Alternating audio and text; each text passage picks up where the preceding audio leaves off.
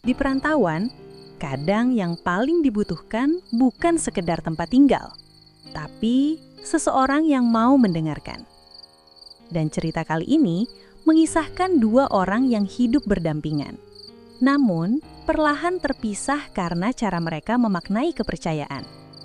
Iya, oke. Nanti gue kabarin ya. Santai aja.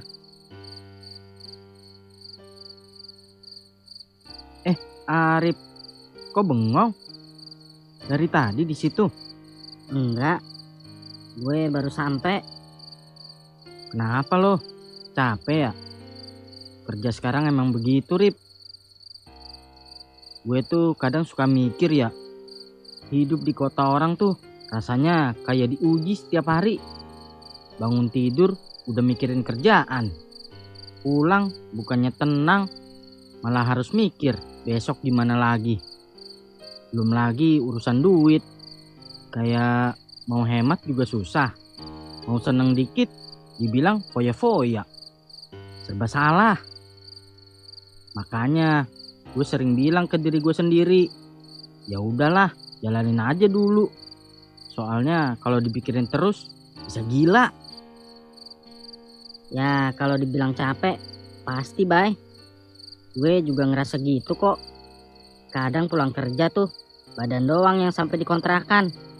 Kepala mah masih di kerjaan. Gue ngerantau ke sini juga bukan karena paling berani, tapi lebih nggak ada pilihan lain. Di kampung kalau nggak ada kerjaan, ya bingung. Di sini kerja, tapi ya begini, sendiri, apa-apa mikir sendiri. Makanya gue jarang ngomong. Bukannya gue sok kuat, tapi udah kebiasaan aja nunggu semuanya reda sendiri. Nah, itu. Gue ngerasa kita sama, Rip.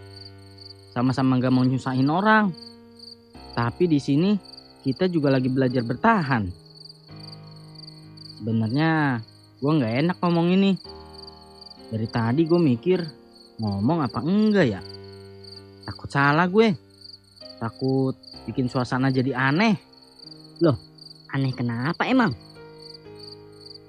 Ya cuma jujur aja nih, gue lagi kepepet banget. Kontrakan mau jatuh tempo, sedangkan gaji gue belum turun juga nih. Gue udah nyari kemana-mana, Rip. Minjem ke temen juga sama aja, semuanya lagi susah. Kalau nggak kebantu sekarang, gue juga bingung bayarnya gimana.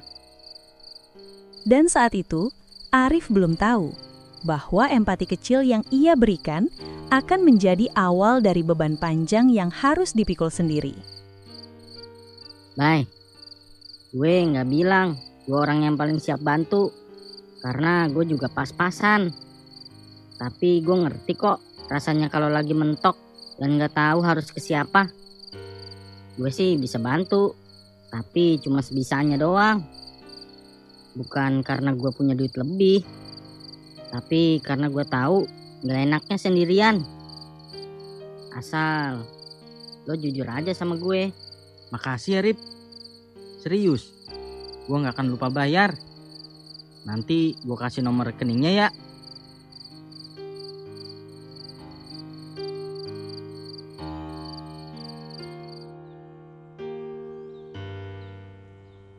Tidak semua perjuangan kelihatan dari luar.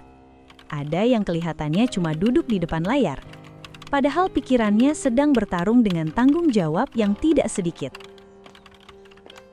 Arif, laporan ini kok belum selesai ya? Sebentar lagi pak. Tadi datanya ada yang harus saya cek ulang. Saya ndak mau tahu. Data ini harus ada di meja saya sore ini.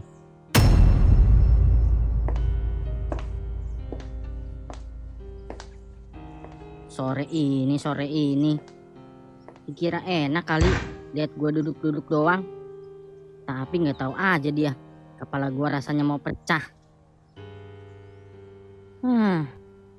Tapi ya udahlah, kerjain aja.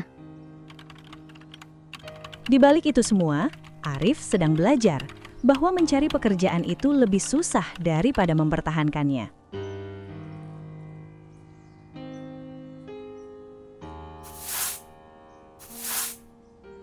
Wih, diskon nih. Beli ah. Ya Tuhan, hidup tuh sebenarnya gampang kalau nggak kebanyakan mikir. Kerja ya kerja, seneng ya seneng. Orang-orang bilang hemat, hemat.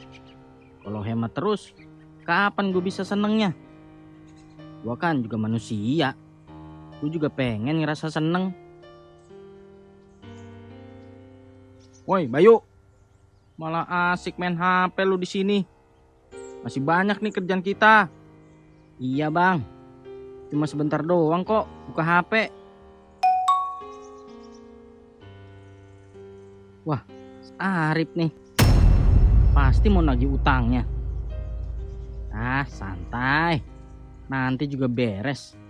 Arif itu kan orang baik. Pasti dia ngerti kok. Dia kan bukan tipe orang yang ribet. Lagi pula gue kan gak bohong. Gue cuma belum siap bayar aja. Di mata seorang Bayu, kebaikan orang lain bukan sesuatu yang harus dijaga, melainkan sesuatu yang bisa dimanfaatkan selama masih ada.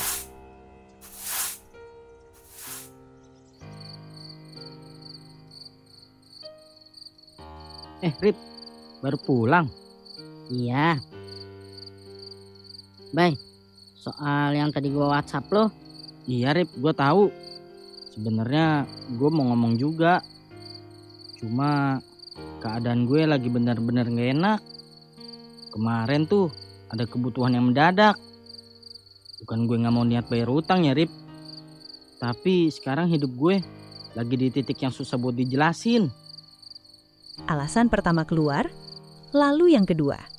Dan Bayu tahu, ia tidak boleh berhenti. gue cuma mau nanya aja, Bay. Gue pengen kejelasan dari lo. Justru itu Rip. Karena lo nanya baik-baik, gue malah makin gak enak. Gue ngerasa bersalah deh. Serius. Tapi sumpah ya Rip, kalau gue pegang hari ini, gue gak bakal nahan duit lu kok. Gue tuh lagi banyak pikiran Rip. Keluarga gue di kampung juga lagi butuh duit. Nama keluarga selalu menjadi tameng yang paling ampuh. Gue bukan nggak percaya, Bay. Cuma duit itu kan juga hasil kerja keras gue. Makanya gue nanya. Gue bukannya marah. Gue ngerti Rip. Makanya gue hormat sama lu. Kalau orang lain mah mungkin gue udah ngomel dari kemarin. Kalau lu kan beda. Dan justru itu yang bikin gue ngerasa makin bersalah. Lo butuh waktu berapa lama emang? Sebentar lagi deh Rip. Gue janji. Kasih gue kelonggaran aja dulu. Begitu beres, pasti gue bayar semuanya. Ya udah, gue tunggu. Malam itu, Arif pulang dengan satu keputusan yang terdengar manusiawi. Tanpa disadari, itulah awal dari kesabaran yang akan terus diuji.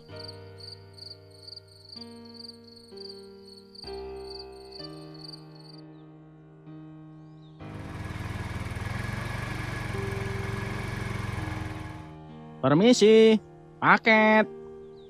Iya, Mas. Atas nama Bayu. Iya, itu paket saya ya. Makasih ya Mas. Paket apa, Bay? Oh, ini. Ini barang lama Rip. Gue tuh pesannya jauh sebelum gue pinjem duit lo. Cuma nyampenya aja baru sekarang. Bukan apa-apa kok. Oh, Gue tahu kelihatannya aneh Rip. Makanya gue jelasin. Takut lo salah paham. Padahal mah ini beda urusan. gue bahkan belum nanya apa-apa. Di saat ini, yang menyakitkan bukanlah paketnya, melainkan reaksi Bayu yang seakan harus membela diri sebelum dituduh. Ya udah, gue berangkat dulu. Iya Rip, hati-hati.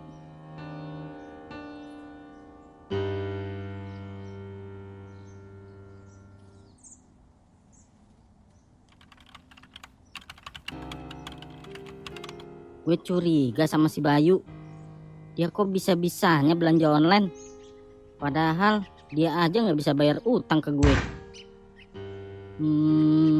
Kayaknya pulang kerja nanti gue harus nanya ke dia deh.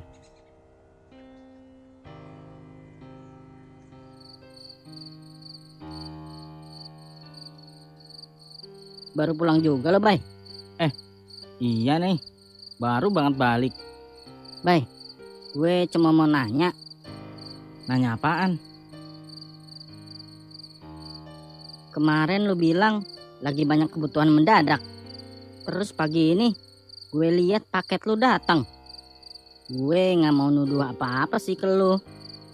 Gue cuma pengen ngerti aja posisi lu sekarang tuh gimana sih sebenarnya. Loh, Rip, kan gue udah jelasin tadi pagi. Itu barang lama, bukan pakai duit yang lu kasih. Gue nggak sejahat itu juga kali. Masa habis minjem duit langsung gue belanjain. Gue nggak bilang begitu, Bay. Tapi kesannya kayak gitu, Rip. Seolah-olah gue ini orang yang nggak tahu diri. Padahal lo juga tahu sendiri, gue minjem juga karena kepepet. Kalau nggak kepepet, gue nggak mungkin minta ke lo. Gue tuh nanya karena gue peduli, Bay. Bukan karena gue mau nyudutin posisi lo. Gue tahu lo baik, Rip. Justru itu yang bikin gue nggak enak. Tapi kadang gue ngerasa lo tuh terlalu perhitungan, terlalu kaku. Hidup nggak bisa diukur pakai angka terus. Maksud lo? Ya maksud gue, kalau lo mau nolong orang, jangan setengah-setengah juga lah. Bukannya gue nggak mau bayar, tapi dikit-dikit ditanyain. Gue kan juga jadi tertekan. Pada titik ini, yang meminjam mulai merasa sebagai korban. Bay, gue ini kerja dari pagi sampai malam.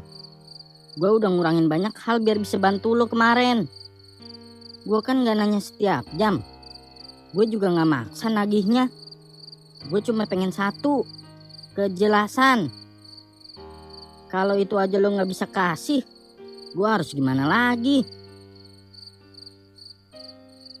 Ya udah, Rip. Sorry ya kalau gue kebawa emosi. Kasih gue waktu dikit lagi aja. Gue janji. Iya.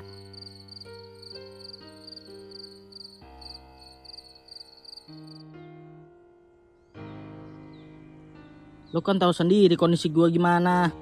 Gaji juga belum turun. Lagi pula cuma sebentar kok. Minggu depan gue ganti.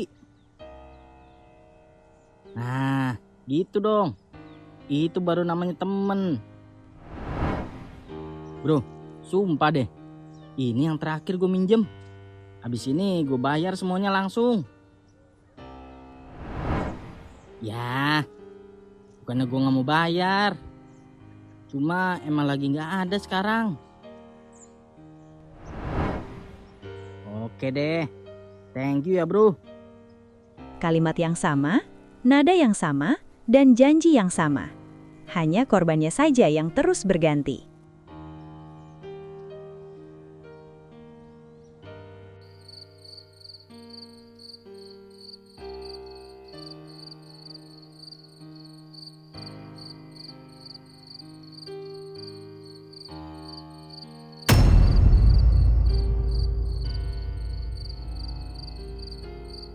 Bayu, Iya Rip. gue mau jawaban dari mulut lu sekarang. Gue ini udah kasih lo waktu. Gue udah dengerin semua alasan lo. Gue juga udah nahan diri biar gak ribut sama lo. Tapi sampai malam ini gue juga belum dapat kepastian apa-apa. Gue cuma mau tahu lo bisa bayar kapan. Pertanyaan sederhana yang susah dijawab oleh orang yang tidak pernah ada niat. Rip, kenapa sih sekarang jadi begini? Gue kan udah bilang, gue lagi usahain. Lo pikir gue santai-santai aja? Gue juga punya beban, Rip. Gue gak nanya beban lo. Gue nanya waktu. Lo itu berubah tahu gak? Sekarang dikit-dikit duit, dikit-dikit perhitungan.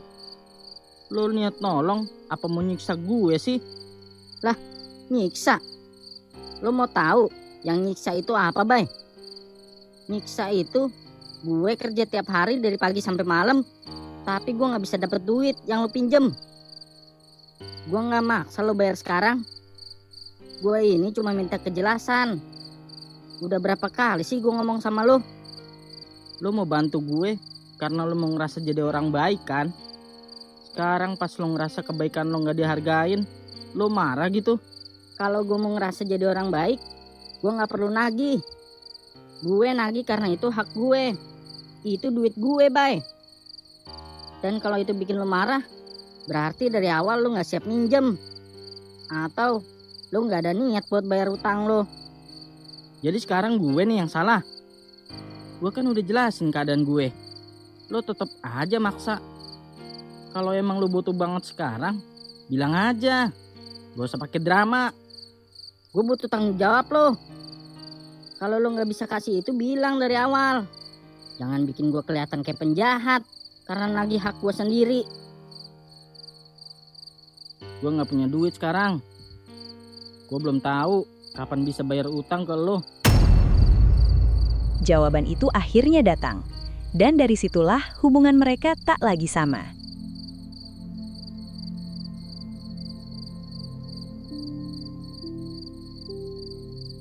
Lah, lo mau kemana, Rip?